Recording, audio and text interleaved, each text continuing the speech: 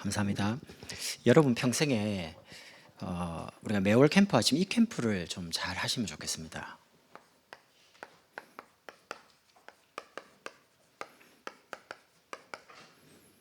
개인화라는 말은 강단에서 선포된 이 복음이 내 것으로 실제로 확인되고 누려진 걸 말합니다. 저는 아직 사역을 다 안 해봤지만 제가 이제 우리 다미쇼 교회 와서 하나 내린 결론은 신앙생활 개인화만 되면 모든 응답은 거기서 따라옵니다. 시간표 따라. 근데 이게 되는 게 참 쉽지가 않아요. 근데 이게 안 된 상태에 자꾸 뭔가 다른 거를 자꾸 하려다 보니까 조금 되는 것 같은데 지나보면 안 돼요.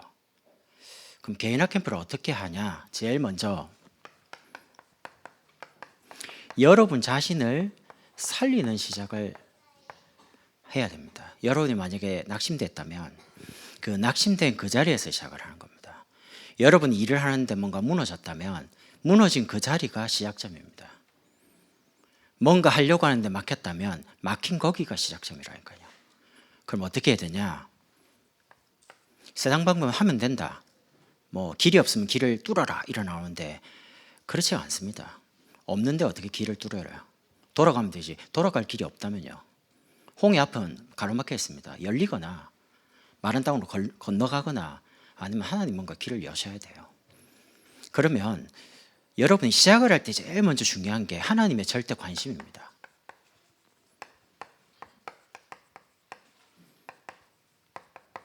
하나님의 관심에 여러분이 관심이 가야 됩니다. 하나님이 소중하게 여기시는 것을 여러분이 소중하게 여기셔야 되는데 하나님의 절대 관심은 나에게 있습니다. 근데 내가 나를 너무 무시해버리면 사람들도 나를 무시합니다. 그거는 어떤 영적인 자존심이거든요. 여러분은 구원받은 하나님의 백성입니다. 그러면 왜 하나님이 여러분에게 절대 관심을 가지고 계시냐? 여러분의 과거를 보세요. 어떤 분에게는 과거가 눈물이 날 만큼 상처일 수 있는데 그 눈물이 나는 상처조차도 하나님이 복음 깨닫도록 허락하신 겁니다. 만약에 그게 아니라면 여러분 복음 깨닫지 못하죠. 여러분이 답답한 일이 없는데 힘든 일이 없고 갈급한 일이 없는데 왜 예수 믿겠습니까? 저는 복음 전해봤는데 잘 나갈 때는 예수 안 믿어요. 예수 필요 없다고 이야기하고. 근데 정말 인생에 딱 막다른 골목이 오니까 그때 손 들고 오더라고요. 거의 대부분이. 그래서 여러분의 과거가 복음을 깨닫도록 하나님이 허락하셨다면 오늘은요. 하나님이 여러분이 주신 구원의 축복이 얼마만큼 대단한 건지를 체험시키는 겁니다. 여러분 구원받은 거는 나중에 예수 믿고 천국 가는 게 구원이 아닙니다. 그건 나중 일이고요. 지금 하나님이 여러분과 저와 함께 계신 겁니다. 이 하나 신분 바뀌었는데 모든 게 다 바뀝니다. 아브라함을 부를 때 내가 너를 복이다. 복의 근원으로 하나님 불렀습니다. 그거 하나를 얼마나 큰 축복인지를 깨닫는 데가 아브라함은 25년 걸렸습니다. 근데 구원이라면 나중에 천국 가는 거 그 정도 생각해요. 사람들이. 안 그럽니다. 구원 안에 모든 게 다 있다니까요. 여러분 절대 안 망합니다. 신분이 망할 수가 없습니다. 제가 제 아이를 책임지는데 하나님의 자녀된 여러분과 저를 하나님 왜 책임을 안 지겠습니까? 구원받다는 것은 영적인 것만 천국 가는 게 아닙니다. 육신과 영혼, 내 인생 전체를 통해서 하나님 책임진다는 게 포함된 거예요. 그리고 여러분의 미래는 여러분과 제가 당했던 그 과거 오늘을 통해서 이제 사명 감당하기를. 여러분 사명을 위해 살지만 그 사명도 내가 이루는 게 아닙니다. 왜 사명자들이 사명을 감당하면서 불행하고 왜 행복이 없다고 말합니까? 사명을 내가 감당하려고 그래서요. 사명은 내가 감당하는 게 아니에요. 사명을 주신 분이 모세를 애굽에 가서 내 백성 이스라엘을 건져내라 할 때 하나를 체험시키면 내가 너와 함께 하겠다. 근데 모세가 이 말을 처음 못 알아듣는 거예요. 지팡이 던져봐. 던지니까 뱀이 되거든요. 잡아. 이렇게 해가 뭔가 체험시켰는데 몰라요. 나중에 영 못 알아들으니까 하나님 모세를 데려가려 하잖아요. 그때 아내가 십보라가 그 아들의 할렙 그걸 던집니다. 피난편이다 이렇게 말한 게 뭡니까? 그 사명을 내가 이루는 게 아니에요. 사명을 주신 분이 이루어 갑니다. 그럼 이제 여러분과 저는 내게 주신 이 복음이 얼마만큼 소중하고 구원의 축복이 얼마나 큰 축복인지를 그 속에서 계속 체험하고 확인하고, 저는 내가 과거에 신앙생활 할 때 내가 알던 예수님과 지금은 많이 다릅니다. 지금과 내일이 다를 거라고 생각합니다. 왜냐? 내가 종교 생활할 때 믿는 하나님은요, 뭐 교회 예배 빠지고 뭐 헌금 조금 안 하고 이러면 막 벌 받고요, 막 뭔가 두려움에 늘 신화사에서 번개치는 하나님. 근데 진짜 막 하루하루가 무서워요. 내가 이렇게 해서 하나님 나한테 벌 줄 것 같은데 막 이런 불안과 두려움 있잖아요.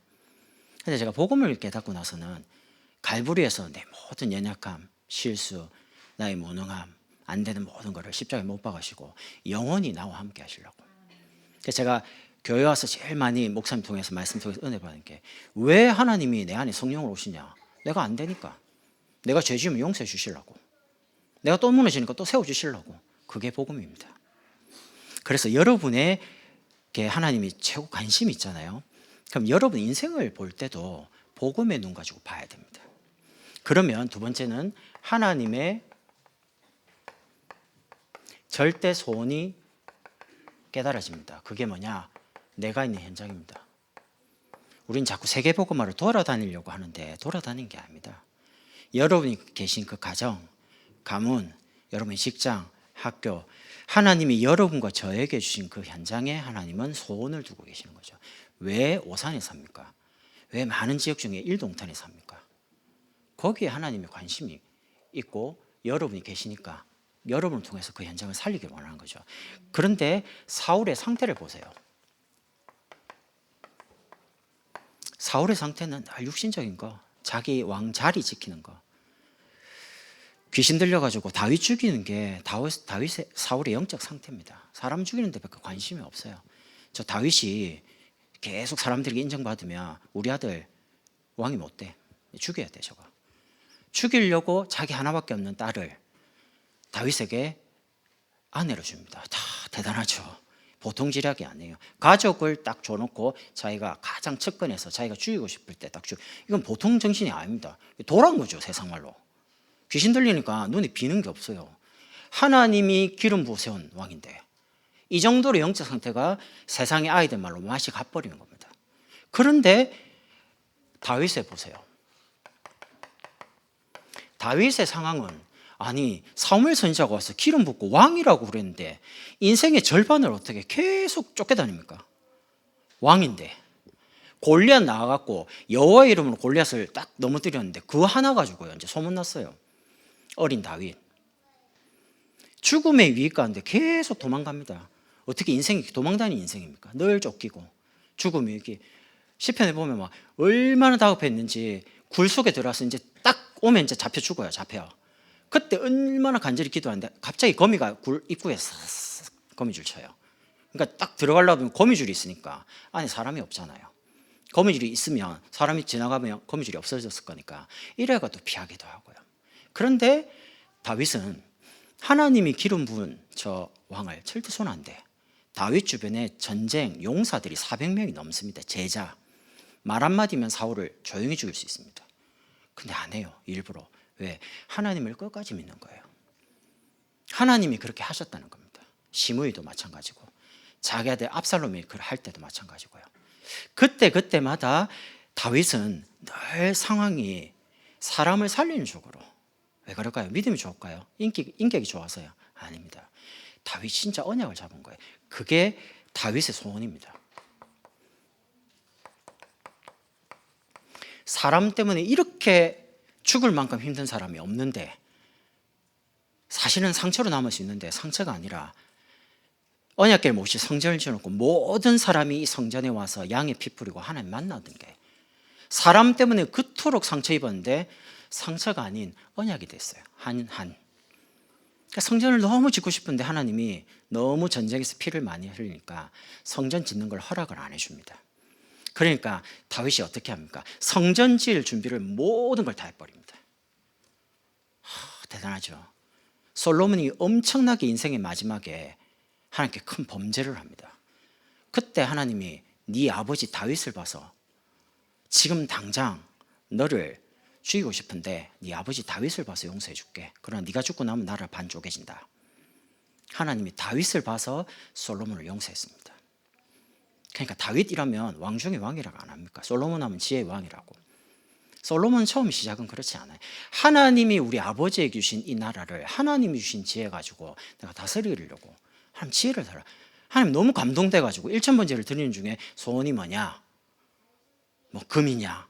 뭐 보화냐? 아니면 뭐 무병장수냐? 뭐 하나님이 원하는 거 다 줄게. 근데 솔로몬이 구하는 게 그게 아닙니다. 하나님이 맡겨주신 이 민족, 이 나라, 우리 아버지에게 주신 이 나라를 하나님 주신 지혜 가지고 다스리. 감동되죠. 여러분의 소원이 하나님의 소원 돼버리면 하나님 감동 받으십니다. 하나님의 소원이 내 소원이 되고 하나님의 눈물이 내 눈물이 되고 하나님의 마음이 내 마음이 돼버리면 하나님 무조건 감동 얻어요. 그럼 여러분이 생각하는 자체가 하나님의 응답이 돼요. 왜? 하나님의 소원을 담고 있으니까. 이렇게 해서 하나님의 절대 목표가 있습니다.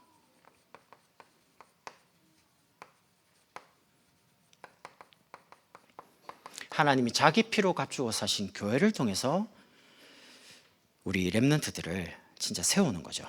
특히 교회를 통해서 기도해 드립니다. 교회에 온 모든 사람이 복음 가지고 치유되도록. 여러분 혼자 조금만 집중되면 치유가 되고요, 한 지역 살릴 수 있습니다. 그리고 237 이방인들요, 그 다민족이 사실 237 선교문입니다. 우리가 나가서 선교도 선교지만 와 있는 다민족이 어마어마한 문이거든요. 왜냐하면 그 사람이 그 나라를 가지고 한국에 와 있잖아요. 그럼 그 사람을 바르게 복음 전해가지고 세우고 살려버리면 결국엔 그 나라가 사는 겁니다. 이렇게 해서 우리 아이들을 금돌시대에 묵상시대를 열어서 렘넌트 지도자로, 중직자로, 전도자로 세우는 게 하나님의 절대 목표죠. 여러분이 나 현장 교회입니다. 이건 뗄 수가 없어요.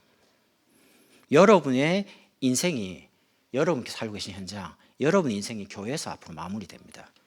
여러분 돌아가시면 장례를 교회에서 친다니까요. 그러면 이제 저 같은 경우는 제가 죽으면 이준수 목사 이렇게 나옵니다. 왜냐? 영원한 내 직분이 남아요. 장로님 돌아가시면 누구누구 장로 이렇게 합니다. 세상적으로 뭐 대통령인 전에 이제 돌아가신 김영삼 전 대통령도 김영삼 대통령 이렇게 안 합니다. 그분의 직분, 영원한 거를 둡니다. 그럼 이제 영원한 걸 교회에 남겨야 되겠죠. 하나님의 소원과 하나님의 진짜 관심을 가지고요. 일단 여러분의 모든 시작을 여러분 자신을 살리는 것 속에서 시작을 한다면, 두 번째는 여러분의 인생의 모든 과정은요, 하나님이 여러분에게 복음 하나를 깨닫게 하고 복음으로 세우는 여정, 과정입니다. 그래서 여러분이 인정하든 인정하지 않든 저는 인정합니다. 내게 오는 이런저런 문제가 길이고 답입니다. 어떻게 문제가 길입니까? 여러분 문제 안 오기를 기도하죠. 문제 왔으면 빨리 해결되기를 기도하죠. 그런데 성경의 사도행전 보십시오. 모든 전도의 길은 문제를 통해서 다 일어났습니다. 하나님의 뜻과 계획도 전부 문제, 위기, 갈등을 통해서 다 일어납니다. 그렇다면 우리가 우리에게 오는 문제를 회피할 게 아니고요, 그 문제 속에서 있는 하나님의 계획을 찾아야 되겠죠. 그러면 이런저런 문제가 많습니다. 첫 번째는 가정에서 일어나는 문제, 많은 게 있겠지만 부부 문제. 부부 문제이기 때문에 말하기 어려워요. 한쪽 말 들으면 남편은 완전히 원수예요. 이쪽 말 들으면 이쪽은 완전히 원수예요. 아닙니다. 이 부부 문제의 가장 근원적인 부분은 창세기 3장입니다. 가정을 파괴시키는 목적은 후대를 죽이려고 하는 사단의 전략입니다. 여러분이 깨져버리면 여러분 자녀 죽습니다. 영적으로는 완전히 회복 불가능입니다. 그 정도로 사단이 후대가 복음 깨닫는 걸 굉장히 싫어합니다. 아니면 자녀, 이런저런 답답한 일이 있겠죠. 근데 그게 여러분 잘못 아닙니다. 여러분 자녀에 대해서 죄책감 가지지 마세요. 그게 사단이 원하는 겁니다. 내가 잘못해서 여러분 잘못한 거 없어요. 여러분이 복음을 깨닫고 복음 누렸다면 다 잘해줬을 텐데 그게 여러분께 잘 안 돼가지고 그런 것뿐이에요. 그렇다고 해가지고 하나님의 뜻이 우리 자녀에게 안 이루어지냐, 그런 것도 아닙니다. 그러면 어떻게 하냐? 가정이라는 어떤 문제든지 간에 그거는 시대를 향한 메시지입니다. 여러분의 가정을 보시면서 시대를 보시라니까요. 자녀 문제가 아닙니다. 왜 선지자의 가정에 하나님 이렇게 호세야, 너는 음란한 여자를 택해서 음란한 아내를 삼아라. 어떻게 이게 말이 됩니까? 그래. 근데 이 아내는 와가지고 아이 낳고 집 나가요 계속. 호세아가 선지자인데 진짜 사양말로 진짜 답답해요. 보통 답답하면 늘 가출해. 아내가 애 낳고 가출하고. 근데 그때 호세아가 뭐라고 한지 압니까? 지금 이스라엘 백성이 그렇지 않았냐. 하나님 의지하고 믿는다 하지만 우상 섬기고. 여러분 가정에 일어나는 부분이 여러분이 잘못해서 그런 게 아니라니까요. 그 가정을 보면서 이 시대를 보십시오. 세 가정 중에 한 가정이 이혼 가정입니다. 아예 결혼식 끝나고 신혼여행 갔다 와서 이혼, 아예 그 혼인신고 안 했는데도 벌써 깨지는 가정도 많습니다. 너무 극단적으로 아닙니다. 여러분이 가정을 보실 때 메시지를 찾으면, 답을 먼저 딱 찾으면 그걸 해결해요. 하나님이. 혹시 해결 안 되면 여러분에게 십자가 같은 거라고 생각하면 하나님 시대적인 응답을 줘요. 여러분 가정에. 저는 예전에 우리 가정에 이런저런 있을 때요, 제가 예배를 드리는데 가정에 이런 여러 가지 문제가 있으면 그 가정에 시대적인 사명자 나온다. 난 그 말이 뭔 말인지 모르겠더라고요. 아니 무슨 내가 죽을 판인데 우리 가정에 시대적인 사명자, 그거하고 내가 뭔 상관 있나. 안 그래요. 제가 목사가 될 줄은 아무도 몰랐어요. 심지어 나도. 그 지나 보니까 그 말이 맞구나. 여러분 가정을 보시면서 여러분 자신을 보지 마시고 시대를 보시면서 메시지 잡으라니까요. 그러면 하나님이 그 가정에 필요한 부분을 보이게 하시고, 하나님이 남편을 바꾸시면 바꿔요. 아내를 바꾸려면 아내를 바꾸고, 자녀를 바꾸려면 하나님이 거부할 수 없는 은혜를 줘가지고 뒤집습니다. 왜 여러분과 저에게 은혜를 주셔서 바꿨는데 왜 우리 자녀에게 은혜를 못 준단 말입니까? 성령이 그렇게 무능한 분입니까? 아닙니다. 정말 간절히 기도한다면 눈물에 기도하는 그 자녀는 망하지 않는데, 여러분의 기도가 절대 메아리 치는, 허공을 치는 그런 기도가 아니라니까. 하나님 다 듣고 계십니다. 그래서 메시지를 딱 잡고요, 흔들리지 마시고. 두 번째는 살아가면서 이런저런 경제 문제 옵니다. 불신자에게도 있어야 될 돈이고 우리에게는 더더구나 있어야죠. 렘트 키우고 전도 선교해야 되는데, 그럼 왜 자꾸 경제 문제가 회복이 안 되고 계속 미궁처럼 이렇게 어려움 당하냐? 성경적인 경제관을 소유해라. 여러분, 세상 방법 가지고 교회를 섬길 수가 없습니다. 이 교회는요, 경제가 복음적인 방법으로만 하나님 하세요. 그게 이제 사실은 체험되기가 쉽지 않아요. 우리는 세상에 하나님 없는 이론, 하나님 없는 지식, 하나님 없는 그냥 방법 가지고 불신자가 살아오다 보니까 우리가 또 거기서 듣고 보고 자라왔어요. 이래 하면 된다더라, 저렇게 하면 된다더라. 근데 하나님은 그런 세상적인 방법을 원치 않습니다. 아브라함이 조카 롯을 구해옵니다. 그럼 전쟁이 이기면 한쪽에서 배상을 해야 돼요. 그러니까 이제 다 가져오니까 아브라함이 어떻게 합니까? 안 받아요. 왜? 그거 준 것 가지고 네가 부자 됐다고 말할 것 같으니까. 안 합니다. 세상적인 방법은 전쟁이 이기면 다 가져와야죠, 모든 거. 근데 아브라함은 그렇지 않아요. 아브라함 자체가 복이라니까요. 여러분은 축복을 받을 수 있는 신분을 가지고 있어요. 하나님이 여러분을 축복 안 하면 안 되는 이유를 가진 사람들입니다. 미래가 있기 때문에. 그래서 성경적인 헌금, 성경적인 경제관을 가지고 있어야 돼요. 그래서 제가 간증 이렇게 하는 사람들이 유튜브 이런 거 들어보면요, 이게 딱 하나님 말씀하고 맞아요. 그 하나님의 말씀에 맞는 원리를 따라 딱 준비가 된 사람은요, 줍니다. 돈은 청직이잖아요. 내게 아닙니다. 소유관이 아니라니까요. 하나님이 잠깐 맡겨준 겁니다. 그 중에 하나도 남편도 맡긴 겁니다. 아내도 맡겨주셨습니다. 자녀도 맡겼어요. 내 거라고 주장할 수가 없어요. 내 거라고 생각하니까, 내 마음대로 하니까 자꾸 뭔가가 문제가 오는 거예요. 하나님의 것을 하나님께 드렸을 뿐입니다라고 다윗이 고백할 때는 모자라지가 않습니다. 지구 생기고 성전을 헌당해놓고 진행한 사람이 다윗밖에 없습니다. 나머지는 다 끌어모아갖고 이제 하는데, 빚내가지고요. 유일하게 성경에 응답받은 다윗은 일단 헌당해놓고 시작을 했습니다. 다르죠. 성경적인 헌금관, 성경적인 경제관을 가지고 있기 때문에요. 여러분이 이것만 딱 바르게 준비하면 됩니다. 신명기에도 보면 언약이 이루어지는 곳에 하나님이 재물 얻을 능력을 줬다. 돈을 그 언약을 이루는 곳에 쓰라고요. 우리가 잘해서 그런 게 아닙니다. 하나님이 그 언약을 이루는데 우리 기능 달란트를 주신 겁니다. 그렇다면 세 번째는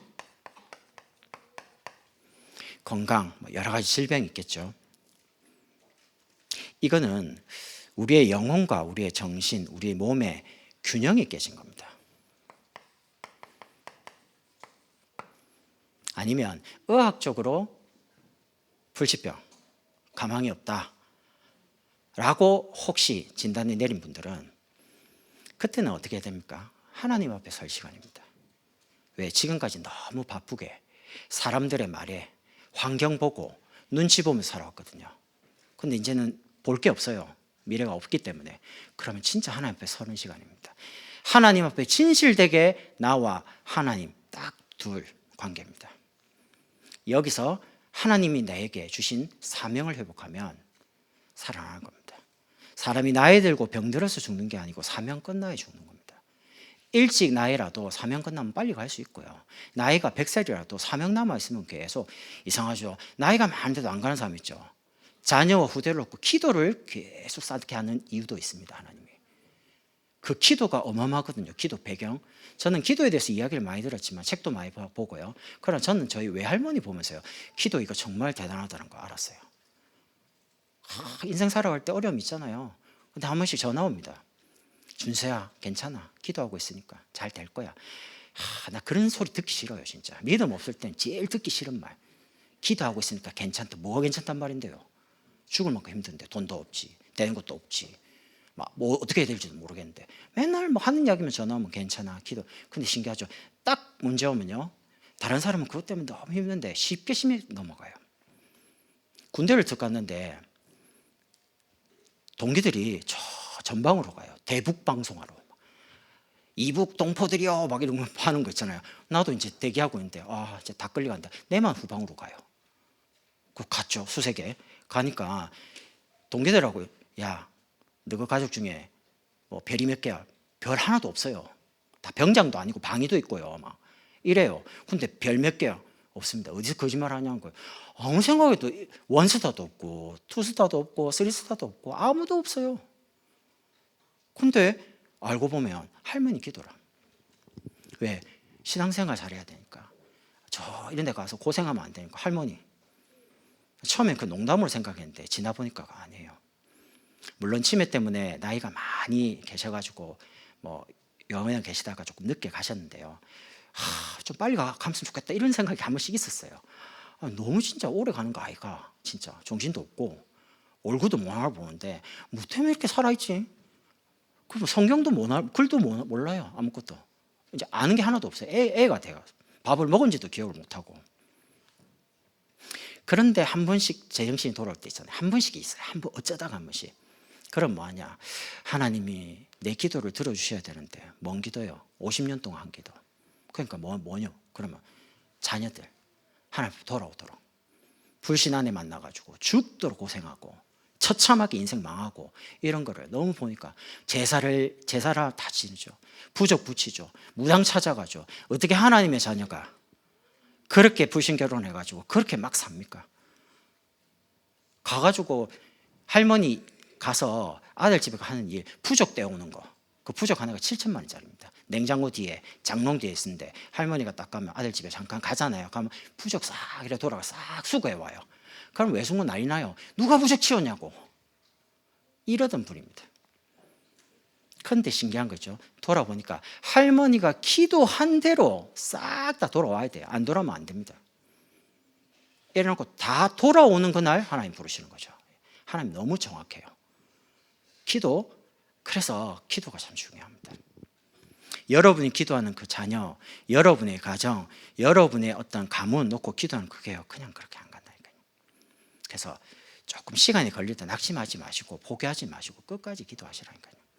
그러면서 여러분 건강 놓고요. 일단은 건강하게 세계보고 마야 돼. 아프면 성령 충만할 줄 알았는데 안 그래요. 막 신경질 나요. 약 먹으면서 이거 언제까지 먹어야 되나 막 이러면서. 안 그렇습니까? 안 먹고 사는 게 좋지. 아이고, 글이 안 보여가지고 뭐 저렇게 했다가 뭐 안 가가니까 다쳤죠 말이에요. 여기는 좀 이게 지금 적응이 안 돼요. 끼었는데 이랬다가 저랬다가 몰라 좀 안 보여도 그냥 참지. 집회 가잖아요. 글이 하나도 안 보여요. 그래서 핸드폰 애가 쭉 당겨갖고 이렇게 보면 옆에 있는 전도사인지 누군지 계속 쳐다봐요. 무슨 시각장애인 줄 알고 내보고 계속 그냥 적어야 되는데 글이 하나도 칠판도 안 보여요. 어떻게 됐는지 그렇다고 뭐 렌즈를 할 수도 없고 이래가지고 막 계속 키우고 또 줬고 또 키워가 또 줬고 안 되면요 그냥 아예 그냥 듣고 있어요. 그리고 한꺼번에 칠판 딱 놓을 때 찍어요. 그거 옮겨요 막. 내가 벌써 이래 됐구나. 결국에 오는구나 시간표가. 나는 안 그럴 줄 알았는데 에이 그럴 리가요. 옵니다. 그래서 건강에 대해서 너무 자신만만하게 생각하지 마시고 건강할 때 건강을 지키시라니까요. 그러면서 네 번째는 사람입니다. 사람 때문에 힘든 사람 있죠. 그럼 여러분이 이때 복음적인 관점, 전도적인 관점으로 보면 내가 무엇을 도울지 또 뭐가 필요한지가 보입니다. 사람 갈등 올 때는 제일 빠른 게요. 저 사람 바꾸는 게 아닙니다. 내가 빨리 바뀌면 됩니다. 갱신하면 제일 빨라요. 그럼 그동안 힘들었던 게 힘들게 안 느껴집니다. 왜? 하나님이 나를 갱신시키는 방법이 사람을 보내가지고요. 그런 게 참 많더라고요. 성경에 보니까. 그래서 오늘 성경 본문을 보시면 오늘 바울이 고난과 환난을 이야기합니다. 혹시 고난과 환난 속에 있는 성도님 계시면 이렇게 생각하면 됩니다. 여러분이 당하는 고난과 환난의 그 크기, 나는 너무 힘이 든다. 오늘 바울처럼 힘듭니까? 내가 사형 선고를 당해서 아예 살 소망이 없다. 미래가 안 보인다. 너무 캄캄하다. 이 정도 절망되면 사람들이 보통 자살을 한다고 그래요. 차라리 앞으로 살아가는 것보다 더 이상 희망이 없으니까. 그런데 바울이 뭐라고 하냐? 그 고난과 환난이 이렇습니다. 그게 여러분이 받아야 될 응답과 여러분이 받아야 될 그 축복의 크기와 관련이 있습니다. 큰 응답을 받을 사람, 큰 축복을 받을 사람은 그만큼 하나님 그릇을 무한하게 키웁니다. 하나님이 받을 응답을 여러분 스스로가 확 키우잖아요. 그럼 담습니다. 한참 걸리겠죠. 그런데 하나님은 축복을 줘야 되겠고 응답을 줘야 되는데 준비가 안 되면 하나님이 강제적으로 깨는 거예요. 내가 가지고 있는 거를. 그거 아니야. 빨리 버려야 되는데 내가 너무 옛날에 생각하는 거 너무 아깝죠. 그래서 물건들 너무 나이 드니까 자꾸 집에 모으잖아요. 제발 좀 모으지 마세요. 그냥 빨리 버리라니까요. 세계 얼마나 많습니까?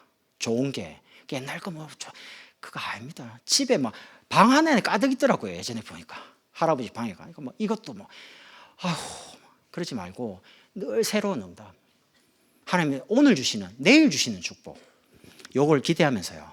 오늘 8절에 보니까 너무 힘에 겨운데 너무 심한 고난을 오늘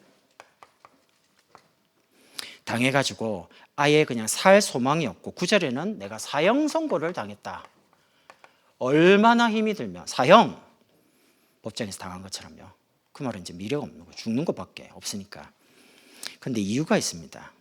이유가 뭡니까? 9절에 우리로 자기를 의지하지 말고 오직 죽은 자를 다시 살리시는 하나님만 의지하라고. 여러분 돈 의지하지 마세요. 남편 의지하지 마세요. 아내 의지하지 마세요. 사람 의지하지 마세요. 자녀 의지하지 마세요. 우리의 믿음의 대상은 하나님이지 사람이 믿음의 대상이 아닙니다. 영원할 것 같은 그 돈도 내게 있다가 돈이란 건 순환되잖아요. 필요한 곳으로 움직이게 됩니다. 사람 영원하지 않습니다. 여러분 하나님을 의지하는 것과 하나님만 의지하는 것은 단어 자체가 이만은 다릅니다. 이거 말고는 없다는 말입니다. 여러분이 의지하고 믿을 대상이 하나님 말고는 없다는 말이죠. 바울이 이제 깨달았습니다. 아, 하나님만, 내 자신도 아니라. 혹시 여러분 난 너무 앞이 안 보인다 라는 분들은 말씀 붙잡고 새롭게 진짜 도전하시고요. 하나님을 바라보고 하나님만 의지하라고. 그게 가장 중요한 시작입니다. 내가 안 된다라고 하는 그때 하나님이 시작합니다. 할 수 있는 길이 없다라고 할 때 하나님은 하나님의 방법으로 시작할 수 있습니다. 그래서 세 번째는 복음을 내 것으로 만들어 누리는 가장 좋은 방법이 말씀, 기도, 전도입니다. 여러분 이 세 가지 말씀, 기도, 전도 우리가 삼원으로 합니다. 이걸 가지고 여러분이 조금만 집중하시라니까요. 어떻게 말입니까? 여러분이 직분에 맡겨요. 저는 부목사입니다. 다른 목사님하고 직분 똑같으면 또 다릅니다. 역할이. 어떻게 하시냐? 이렇게 하시면 됩니다. 나는 교회 온 지 얼마 안 되고 신앙생활 한 지 얼마 안 된다. 난 초신자다 아직.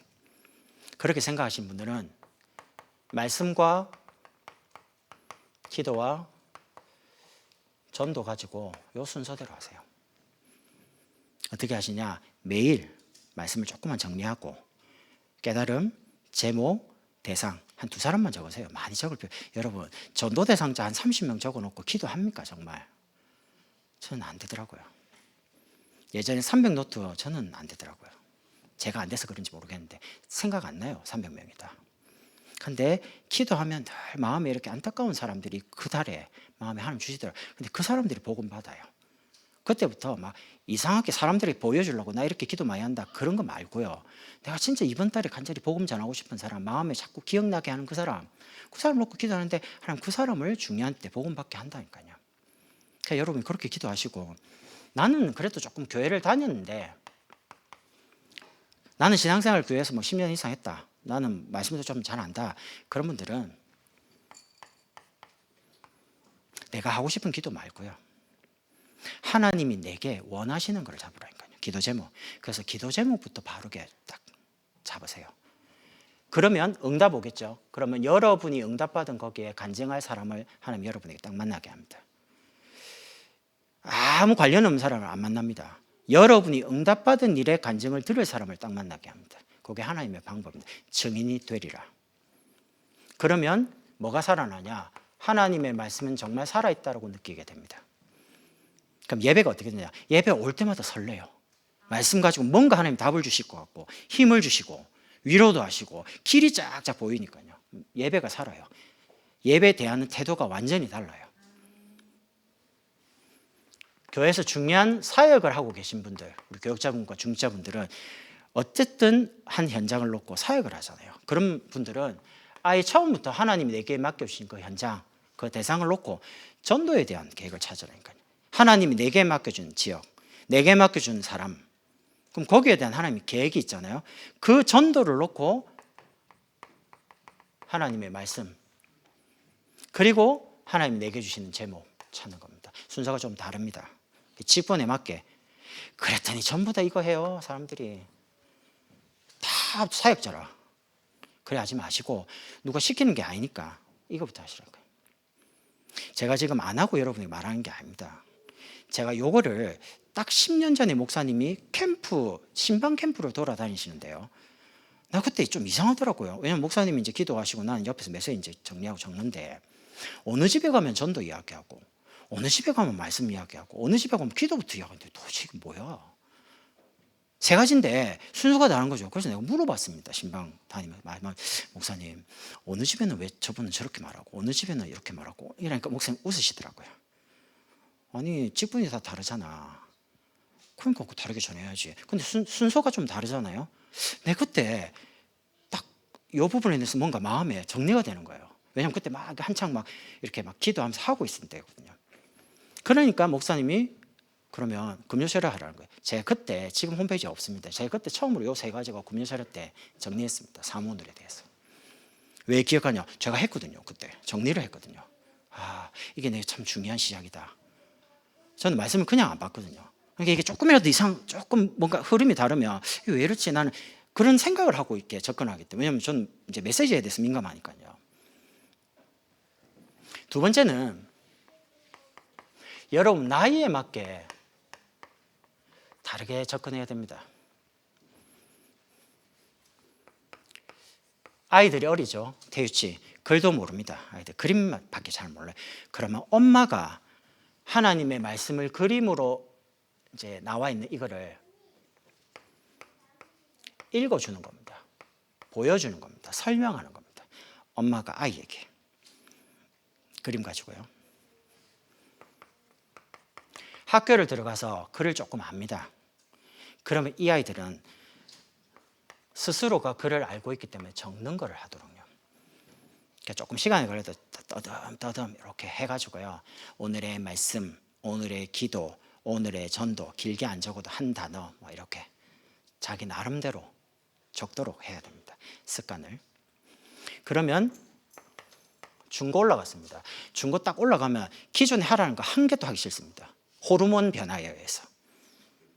질풍노도의 시기, 뭐 도덕에서 많이 들어봤지 않습니까? 윤리에서. 그러니까 무조건 청개구리로 갑니다. 그 말하면 잔소리로 다 들은.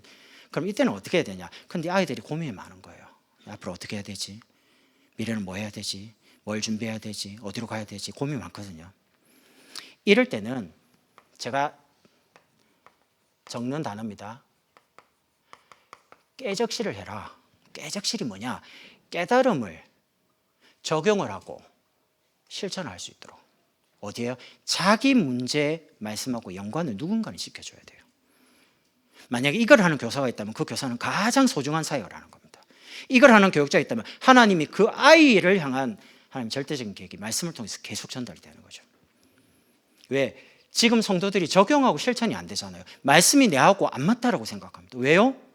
이게 지금 너무 다르다고. 안 다릅니다. 이번 주에 내가 고민하는 모든 말씀이 이게 다 있습니다. 저는 예전에 이거 잘 모를 때 집회 가면 막 메시지 들으면 이거 어디 가서 신방 때 말해야지 이렇게 그걸 막 적어놓고 막 이렇게 막 충격 주려고 했습니다. 근데 오늘 그게 아니라는 걸 알았습니다. 성도들에게는 쇼킹한 메시지, 대단한 메시지, 새로운 단어 이런 게 필요한 게 아니고 강단 말씀이 내게 맞는 거 확인되는 게 원해요. 그때부터는 메시지 가만히 묵상하고 있다가 이분 집에 가서 이 메시지를 이 문제에 딱 적용해서 딱 말하면요 맞다라고 인정해요. 왜? 하나님 이번 주에 내가 고민할 걸 아시고 미리 주시는 거거든요. 세 번째는 여러분 업에 맞게 다르게 하셔야 됩니다. 그러면 대청은요, 대청은 이미 말씀 듣고 여러 가지 맞잖아요. 여러분 삶 속에 말씀과 기도 전도가 정말 깊어져야 됩니다. 제가 이렇게밖에 표현을 못 하겠어요. 그럼 이제 학업, 직업, 사업은 어떻게 해야 되냐? 24를 찾아야 됩니다. 24가 뭡니까? 계속 공부하란 말입니까? 계속 전도만 하란 말입니까? 아닙니다. 그 업에 맞는 24가 있어요. 우리 렘넌트들 있죠. 어떻게 하시냐? 지금부터 나는 유소년이다, 나는 중고다 라고 하면 10대, 20대, 30대, 40대, 50대, 60대, 70대, 80대, 90대, 100세까지 일단 계획을 세우라니까요. 내가 10대 때 하고 싶은 거 일단 다 적어봐요. 근데 적어보면 적을 게 많이 없습니다. 이것도 하고 싶고 저것도 하고 싶고 계속 한번 적어보시라니까요. 처음에는 많이 적을 것 같은데 생각보다 뭘 해야 될지를 모른다는 건 답 나올 거예요. 그럼 이제 10년이 너무 길거든요. 그걸 잘라요. 5년으로. 그것도 좀 길죠? 그러면 1년. 1년 놓고 한 해 원단 놓고요. 그리고 한 달, 한 주, 하루 이렇게 좁혀가는 겁니다. 만약에 이게 또 어렵다. 그럼 이제 하루부터 하세요. 3오늘. 그리고 한 주 하는 겁니다. 한 달 하는 겁니다. 1년 하는 겁니다. 5년 하는 겁니다. 10년 하는. 제가 모르고 했는데 제가 적어놓은 게 있거든요. 아이에 대해서 이걸 적어봤어요. 돌아보니까 하나님이 그대로 하시는 거죠. 나 그때 깜짝 놀랐습니다. 난 그냥 생각했어요. 이때는 이렇게 하면 좋겠다. 이때는 이렇게 하면 좋겠다. 이때쯤 아이가 결혼하면 좋겠다. 뭐 이런 거 있잖아요. 아이에 대한 계획들이. 그냥 생각하는 거 말고 이제 기도하면서 이 아이 인생과 언약을 놓고 기도하면서 근데 하나님이 그렇게 만들어 가신다는 걸 어느 날 보니까 보이더라고요. 나는 그냥 했는데 내 인생을 내가 편집하는 줄 압니다. 아닙니다. 하나님이 언약 가지고 여러분 인생을 편집, 설계, 디자인을 하고 계시다니까요. 그거를 여러분 확인을 하는 겁니다. 매일매일. 그리고 세 번째입니다. 영원한 것을 남기는 인생이죠. 그래서 나를 남기는 인생의 마무리를 해야 됩니다. 여기서 50대 이상 되신 분 저를 포함해 가지고요. 어떻게 하시냐? 방황할 시간 없습니다. 갈등할 시간 없습니다. 왜냐하면 그렇게 인생이 많이 안 남았습니다. 어떻게 하셔야 되냐? 영원한 걸 남겨야 돼요. 기도 24. 여러분이 영원한 언약을 딱 가지고요. 치유교육 전도. 우리는 2379 전정을 치유교육 전도 가지고 갑니다. 그게 우리의 세계복음입니다. 교회를 통해 주신 영원한 언약. 요거 가지고 여러분 나름대로의 기도에 대한 틀을 가지고 계셔야 돼요. 목사님은 루틴이라는 말씀 주셨습니다. 나는 아침에 일어나서 이렇게 기도한다. 낮에 이렇게 한다. 저녁에 일어난다. 기도 제목은 이렇다. 목사님 가지고 계시더라 아닙니까? 설교대로 여러분 나름대로 기도에 대한 틀이 있어야 됩니다. 저도 있습니다. 사문을, 기도문, 그리고 기풍 있습니다. 누구에게나 설명할 수 있고요. 그걸 그 대상에 맞게 다르게도 적용할 수 있습니다. 제가 이렇게 여러분이 설명할 수 있는 거는 제가 하고 있고 그걸 사역적으로 제가 확인을 하면서 내 나름대로 체험된 게 있기 때문에 그렇습니다. 제가 지금 여러분에게 이론으로 말하는 게 아닙니다. 저는 이거 가지고 지금 사역을 다 하고 있기 때문에 그래서 여러분 나름대로 기도의 틀이 있어야 되는데 제가 여러분에게 하나 제안 드리고 싶은 게요. 여러분이 적어놓은 그 말씀 기도 전도 사문일이죠. 그거를 여러분 나름대로 기록을 작품으로 남겨보시라니까요. 그거를 메시지 잘 듣고요. 진짜 전도하려고 하는 여러분 자녀에게 줘보세요. 어찌 되는가. 제가 처음부터 복음 받고 지금까지 메시지 노트 있잖아요. 하나도 안 버렸습니다. 제가 요거를 집에 딱 진짜 소중하게 보관합니다. 내가 이사 갈 때 다른 걸 잃어버려도 메시지 노트하고 자료는 절대 안 잃어버립니다. 아내에게 아예 손을 못 대게 합니다. 내가 직접 차에 따로 챙깁니다. 왜냐하면 제 마음속에 하나님의 말씀으로 저를 인도해 오신 과정이거든요. 그 과정에 그 메시지가 다 있어요. 캠프나 예배 때 내가 하나님께 질문하고 하나님 말씀으로 주신 답들이 거기에 다 있어요. 고민했던 거 빨간색으로, 검정색으로, 하나님께 파란색으로 질문했던 거 그 답들이 거기 다 적혀 있어요. 내가 그거를 가장 예배드리고 가장 전도할 아이에게 주려고요. 인생을 살아가다 보면 전도하다 보면 이런저런 갈등도 많고 문제 오는데 너무 당연한 거다. 아빠도 이런 고민을 했다. 너네도 예배드리고 말씀 붙잡고 응답받아라. 그런 의미입니다. 내가 뭐 아이에게 돈을 줄 수 있는 것도 아니고 물론 기도는 하지만 내 인생에 하나님 말씀 갖고 어떻게 응답하고 전도하도록 도와주셨는지에 대한 여정을 확실하게 체험한 근거 이거를 남겨주라는 겁니다. 저는 그러면 좋겠어요. 여러분이 다른 것보다. 그래서 내 평생의 기도 언약이라고 그러죠. 요게 자녀에게 뭔가 남으면 좋을 것 같아요. 언더우드 선교사가 이런 글을 남겼습니다. 후대들이 선교사님이 이런 기도를 했구나 라고 해서 자료를 남겼어요.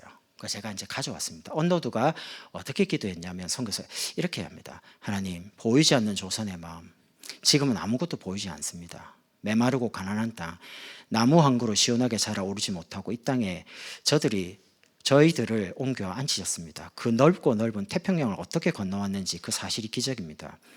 주께서 붙잡아 뚝 떨어뜨려 놓은 듯한 이곳, 지금은 아무것도 보이지 않습니다. 보이는 것은 고집스럽게 얼룩진 어둠뿐입니다. 어둠과 가난과 인습에 묶여있는 조선 사람들 뿐입니다. 그들은 왜 묶여있는지도 고통이라는 것도 모르고 살고 있습니다. 의심부터 내고 화부터 냅니다. 조선 남자들의 속셈이 보이지를 않습니다. 이 나라 조정의 내심도 보이지를 않습니다. 가마를 타고 다니는 여자들을 영영 볼 기회가 없으면 어쩌나 합니다. 조선의 마음이 보이지를 않습니다. 근데 주님 순종하겠습니다. 겸손하게 순종할 때 주께서 일을 하시고 그 하시는 일을 우리들의 영적인 눈이 볼 수 있는 날이 있을 줄 믿습니다. 그렇게 하면서 믿음은 바라는 것들의 실상이요 보이지 못하는 것들의 증거니라고 말씀하신 그 말씀을 따라 조선의 믿음의 앞날을 볼 수 있게 될 것을 믿습니다. 지금은 우리가 황무지 위에 맨손으로 서 있는 것 같으나 지금은 우리가 서양 귀신, 양귀자라고 손가락질 받고 있으나 저들이 우리 영혼과 하나인 것을 깨닫고 하늘나라의 한 백성, 한 자녀임을 알고 눈물로 기뻐할 날이 있음을 믿습니다. 지금은 예배드릴 예배당도 없고 학교도 없고 그저 경계와 의심과 멸시와 천대함이 가득한 곳이지만 이곳이 머지않아 은총의 땅이 되리라고 믿습니다. 너무 캄캄한 거예요. 마지막에 주여 오직 제 믿음을 붙잡아 주소서. 아무것도 안 보이는 거예요. 이게 120년 전에 선교사가 하나님을 향해서 이 조선이라는 나라 아무것도 안 보이는데 와서 눈물로 기도한 기도입니다. 평생의 언약. 언더우드 선교사는 이 땅에 묻혔습니다.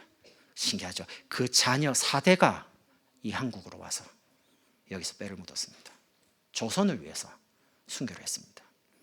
그 대표적인 게 연세의료원, 연세대 선교사가 세운 시작입니다. 근데 그분의 기도가 안 이루어졌냐? 학교 세워졌잖아요. 병원 세워졌잖아요. 정말 전도했습니다. 하나님이 기뻐하시는. 신기하죠. 선교 역사를 보면 다른 나라는 모르는데 이상하게 한국은요, 딱 들어와서 학교, 병원, 문화 딱 예수님이 한 살 그대로 했어. 신기하죠. 나 이거 보면 세계복음을 한국 한다, 하나님이 세계복음을 해서 한국을 준비했다 라고 정말 믿어집니다. 역사를 보면요, 하나님이 여러분의 가정과 여러분의 가문을 살리라고 여러분 친정에 선교사로 부르셨다면 어떻게 하실랍니까? 그래도 친정, 시댁 원망하실랍니까? 아니거든요. 그런 선교사로 여러분과 저를 부르신 겁니다. 꼭 나가야 선교사입니까? 아닙니다. 여러분이 계신 그 현장을 살릴 전문인 선교사로, 산업인 선교사로, 대학은 대학 선교사로, 군은 군 선교사로. 왜? 문화가 다르잖아요. 그래서 선교사라는 단어를 씁니다. 지금부터, 오늘부터 영혼이 갈등 끝내셔라. 교회를 향한, 문제를 향한, 사람을 향한 갈등, 그 마귀만 좋아하지 아무도 안 좋아합니다. 하지 마세요. 영적으로 크게 손해봅니다. 갈등할 시간 없다니까요. 두 번째는 제자 24입니다.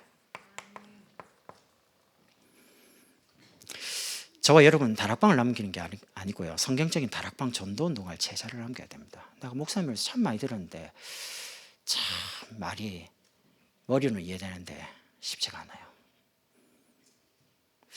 그런 의미에서 나 같은 사람 한 명 더 우리 교회에 있으면 어떻게 할까요? 기준이 그겁니다. 진짜 성경적인 전도해야 되는데 그 성경적인 전도가 뭡니까? 그 굉장히 복음적이라는 걸 말합니다.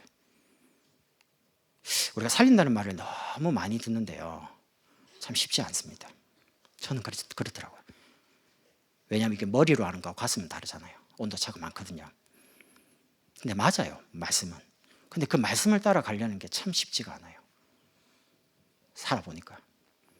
그리고 굉장히 현장적이어야 돼요. 우리는 이론으로 말하지 않습니다. 전도를 현장에서 흐름을 바꿉니다. 뒤집어요. 그러려면 여러분이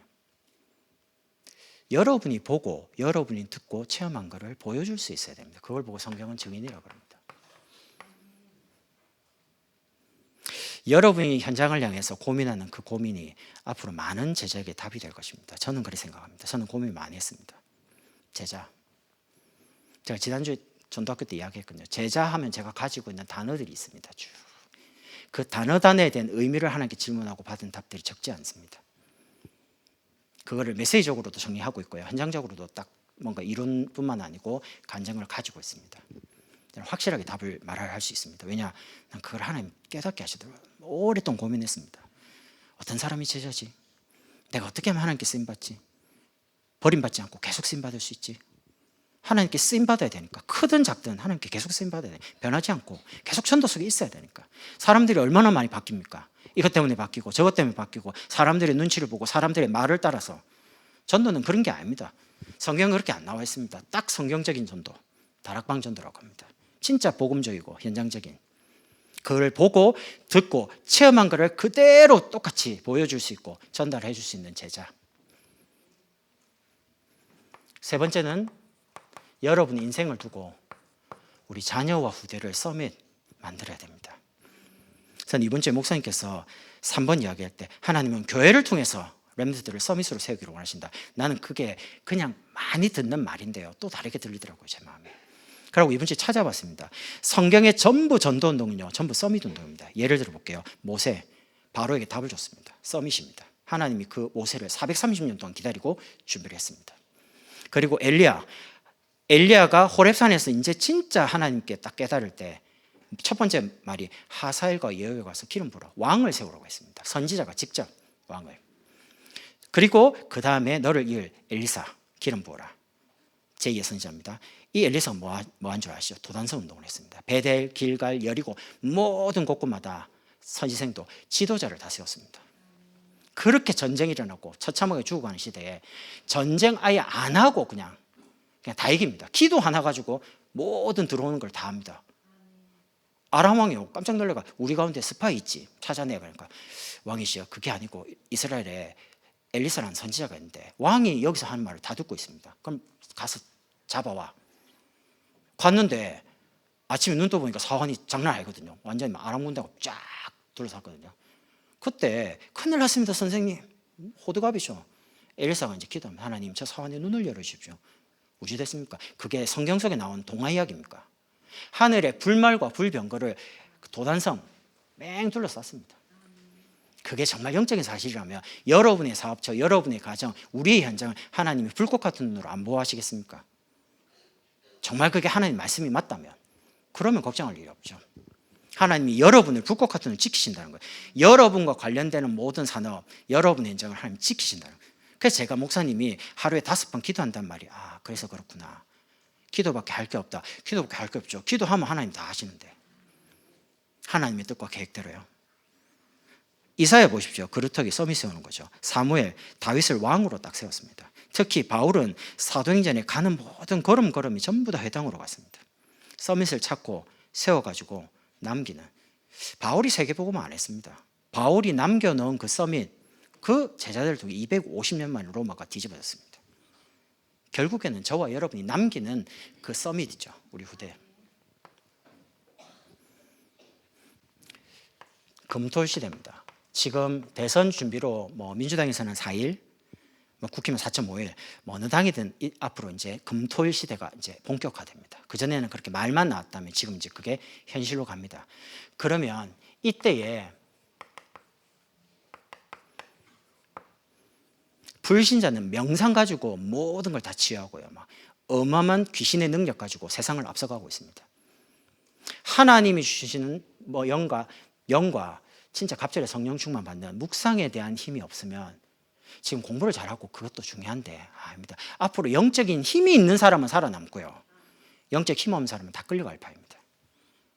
아무리 어린이집에서 아이들 기도하고 예배드리고 초등학교 가보세요. TV 보여줍니다. 학교에서 이제 종이 사라진 지 오래입니다. 다 스크린, TV, 파워포인트. 요즘 얼마나 신기한 시대인 줄 압니까? PPT를 옆에서 막 치고 그림 붙이고 그럴 필요 없으면 챗GPT 펴고 자료 딱 주고요. PPT 만들어줘. 다 만들어줍니다. 영상 넣어줘. 다 만들어줍니다. 우리 애가 밤에 막 열심히 학교에서 과학 시간에 그 기후 앞으로 예견에 대해서 과학적 관점으로 사회학적 관점으로 막 그런데 자료가 많잖아요. 그럼 끙끙거리고 있는 거야. 어떻게 되지? 근데 그렇죠. 내 핸드폰에 제미니라고 있거든요. 제미니. 그 기후 예측 변화에 대해서 과학적 관점으로, 사회적 관점으로 300자 이내로 답을 내. 그러니까 말해요. 사회적 관점으로는 어쩌고 저쩌고, 과학적 관점은 어쩌고 저쩌고. 봤지? 뺏겨. 원고에 100자, 원고 100자로. 지금은 정보가 문제가 아니고 이게 바르냐 틀리냐 분별할 수 있어야 돼요. 너무 가짜가 많기 때문에. 학교에 가면 우리 애들도 그냥 작사 작곡을 말하면 다 해줍니다. 그리고 지난번에 담빈가 노래를 가져오더라고요. 인공지능한테 AI 말했는데 노래를 지어주더라고요. 그리고 부르고 있어요. 이게 뭔데? 그러니까 자기 만들었대요. AI한테 말해가지고. 이야, 그런 시대입니다. 제가 다닐 시대하고 완전히 차원이 다른 시대입니다. 그런 시대에 야, 국어 열심히 해. 영어 단어 외워. 안 통합니다. 그러니까 영적인 성령의 충만, 성령의 인도받지를 않으면요, 정신이 혼란한 시대입니다. 앞으로 영적인 큰 대혼란 시대가 온다고 분명히 말합니다. 고통하는 시대가. 이 시대를 정말로 살아가고 살리려면 이 렘넌트를 살린 복음 전문인이 얼마나 중요합니까? 세상에 수학 잘하는 전문인은 많습니다. 학원 많습니다. 수백만 원 주면 과외, 쪽집게 과외도 해줍니다. 전문 딱 S, 스카이 대학만 넣어주는 사람도 있습니다. 나 참 신기하더라고. 어떻게 스카이만 넣지? 스카이 갈 사람만 보면 돼요. 테스트 해가지고. 그렇겠다. 그러면 되는 거죠. 그래서 진짜 복음 대통령, 렘넌트, 전도자. 제가 하나만 적었습니다. 복음 엘리트, 복음 선고자, 복음 노벨인, 렘넌트 지도자, 렘넌트 중직자, 렘넌트 전도자. 하나님이 원하는 것은 지도자가 아닙니다. 전도할 수 있는 사람. 정말 그리스도가 우리 인생의 모든 문제 해결자가 맞고, 이 그리스도만이, 전도만이 이 땅의 유일한 문제를 해결할 길이다라고 말해줄 수 있는, 증거로 보여줄 수 있는 렘넌트. 불신자 앞에도 당당하게 하나님을 설명할 수 있는 믿음과 실력을 가지고 있는 전도자. 저는 우리 아이들이 전도를 안 잊으면 좋겠어요. 전도 안 잊으려면 복음을 잊지 않아야 돼요. 복음을 체험해야 돼요. 응답을 확인해야 돼요. 그래서 제가 개인화 캠프라고 잡을 때는요, 굉장히 고민을 많이 했습니다. 이걸 말해야 되나 저는 압니다. 저는 지금까지 다민족교회 와서 2005년부터 지금까지 결론은 이 하나만 된다면 다 되는 거다. 여기에 교회화도 의미가 있습니다. 여기에 제자화의 의미도 있습니다. 여기에 전도가 되는 것도 의미가 있습니다. 여기에 교회화 모든 게 다 들어가 있습니다. 저는 가장 소중한 거 하나만 말하라면 저는 이거라고 봅니다. 저는 그렇습니다. 여기가 모든 겁니다. 하나만 되면 다 됩니다. 나머지는 하나님의 시간표대로 하나님 주시는 응답 따라 인도받으면 되죠. 여러분과 제가 평생에 우리 인생을 두고 우리의 오늘, 과거, 오늘, 미래 우리 인생을 두고 마무리해야 됩니다. 그래서 이거에 대한 가장 중요한 보이는 게 뭐냐라고 할 때 그게